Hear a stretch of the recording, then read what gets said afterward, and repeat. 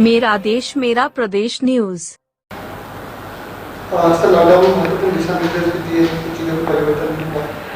पिछले 20 दिनों से संपूर्ण जिले में विभिन्न निर्देशों के साथ कोरोना कर्फ्यू लागू किया गया है और इसका परिणाम ये रहा है कि जो संक्रमण लगातार बढ़ता जा रहा था और बढ़ते हुए 20 से 21% तक पहुंच गया था, आज पिछले एक सप्ताह से थोड़ा स्थिर होते हुए 18% के इर्द गिर्द है।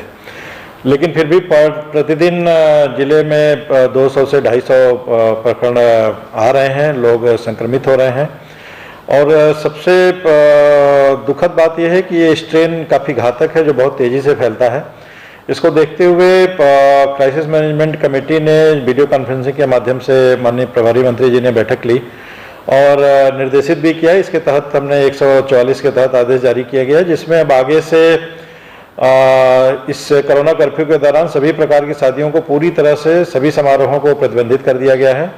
जो पूर्व में अनुमतियां भी जारी थीं वो भी निरस्त कर दी गई हैं।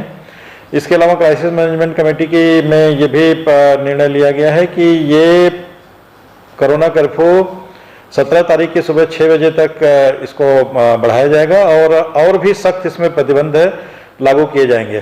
कल रात से हमने जिले के लगभग 300 डीजे, बैंड बाजा, उनकी दुकानों को सील कर दिया है। सभी शादी समारोह आयोजित करने वाले होटल, मैरिज गार्डन्स, इनको सबको नोटिस दे दिए गए हैं और कहीं भी इसका प्रतिबंध पाया जाता है, इसका उल्लंघन, तो उनको भी सील किया जाएगा और साथ ही साथ उनके ऊपर 188 के तहत कार्रवाई भी की जाएगी।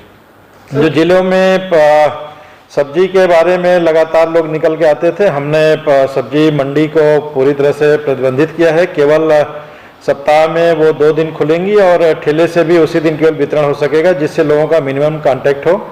प्रेस मीडिया सभी चैनल के माध्यम से मैं लोगों से अनुरोध करूंगा कि जिस तरह से पिछले 20 दिनों में लोगों ने धैर्य का परिचय दिया है, लेकिन कुछ लोगों के नाते अनावश्यक निकल के आने से ये पूरी चेन ब्रेक करने में हमें दिक्कत होती है। इतनी कड़ाई से इसका पालन करें और स्वयं पे अपने नियंत्रण रखें, जिससे हम इस चेन को ब्रेक कर सकें। जो पैनिक था वो थोड़ा कम हुआ है। अस्पतालों पे जो भीड़ उमड़ के आ रही थी, थोड़ी उसमें कमी आई है, किंतु अभी हमें इसमें बहुत काम करने की आवश्यकता है। जो हमारे जिले का 1000 का लक्ष्य है सैंपलिंग करने का, उसमें हम लोग प्रतिदिन 1500 से ऊपर सैंपलिंग कर रहे हैं, रैट के माध्यम से, RT-PCR के भी माध्यम से। हमें जो नई लैब आवंटित हुई है अहमदाबाद की, उसमें रोज रात में 11 बजे हमारे सैंपल ले जाते हैं और अगले दिन हमें 8 बजे तक सैंपल प्राप्त हो जाता है और रात में हम लोग सभी व्यक्तियों को उसकी सूची भेज देते हैं। उनको घरों पे आइसोलेट करने के लिए चस्पा किया जाता है और उनको हम दवाएं भी दे रहे हैं। इसके साथ जिले में जो हमने किल कोरोना 2 का अभियान किया है, उसमें लगभग 14 लाख लोगों का सर्वे हो चुका है। इसमें 6000 लोगों को हमने दवाइयाँ दी हैं। इसका आशय यह है कि जो किट हमारी 110 रुपये की एक बनी हुई है, वो लक्षण वालों को हम पहले से ही दे रहे हैं कि उनका टेस्ट होगा 1-2 दिन में, जब भी रिपोर्ट आए उसके पहले ही वो उस दवा को लेना शुरू करें। बड़ी सिंपल जो गवर्नमेंट से प्रिस्क्राइब्ड हैं वो दवाएं उसमें हैं। उसका एक ये असर हो रहा है कि और जिसके घरों में जगह नहीं है, हमने 16 CCC सेंटर बनाए हैं, वहाँ पे लोगों के लिए व्यवस्थाएं की हैं। मैं लोगों से अनुरोध करूंगा कि CCC सेंटर को कृपया हॉस्पिटल मान के वहाँ पे ना आए। वो ऐसी जगह बनाई गई है जहाँ पे घर में जगह न रहने पे एक नर्स और एक डॉक्टर के संरक्षण में उनको जो दवाएं हैं वो उनकी निगरानी में वहाँ पे दी जाती हैं। और बाकी के लिए हम लोगों ने हॉस्पिटल में लगातार व्यवस्थाएं बढ़ा रहे हैं। 4 एम्बुलेंस हम लोग हॉस्पिटलों में भेज चुके हैं, 3 और लेने के प्रयास में हैं। जो हमारा धामनोद, धर्मपुरी, कुच्छी, मनावर, गंधवानी, टांडा, अमझेरा, सरदारपुर, बदनावर, धार, सभी हॉस्पिटल और पीथमपुर जिसकी जितनी मैक्सिमम क्षमता है हम उसको बढ़ाने की कोशिश कर रहे हैं। इसके अलावा प्राइवेट हॉस्पिटल्स भी जो आगे बढ़ के आ रहे हैं, उन हॉस्पिटल्स को हम अनुबंधित कर रहे हैं। आज डॉक्टर गुप्ता ने जिला अस्पताल के सामने एक 20 ऑक्सीजन बेड का शायद हॉस्पिटल उन्होंने ऑफर किया, उसका हम निरीक्षण करा रहे हैं। बहुत जल्दी हम उसको भी जोड़ेंगे जिससे लोगों को मदद मिल सके। जितने प्राइवेट हॉस्पिटल्स हैं, जो 10 हमारे यहाँ रजिस्टर्ड हैं, इसमें कमलाबेन हॉस्पिटल धामनोद ने भी अपने को रजिस्टर्ड करा लिया है। इन अस्पतालों के माध्यम से लगभग 200 बेड पे लोगों को ऑक्सीजन की सुविधा मिल रही है।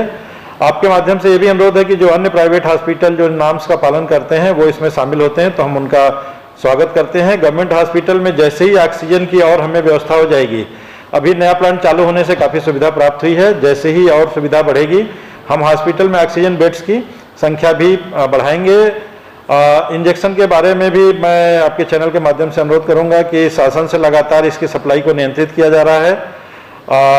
जिला अस्पताल में और इसके अलावा सरदारपुर, बदनावर, मनावर और कुच्छी, इन सभी अस्पतालों में हम लगातार 70 से 80 इंजेक्शन पर डे दे रहे हैं। उनकी सूचियां हम लोग प्रतिदिन पेपर में प्रकाशित कर रहे हैं। एक प्रकरण हमारे संज्ञान में आया है पीथमपुर का, उसको कोविड हॉस्पिटल से उसको डीनोटिफाई किया गया है। उसके रजिस्ट्रेशन को निरस्त करने के लिए शासन को लिखा गया है और उसके अलावा जो दोनों व्यक्ति उसमें शामिल पाए गए हैं उनके खिलाफ कड़ी कार्रवाई के लिए एसपी साहब से भी अनुरोध किया गया है और शीघ्र ही उनके खिलाफ वैधानिक कार्रवाइयां भी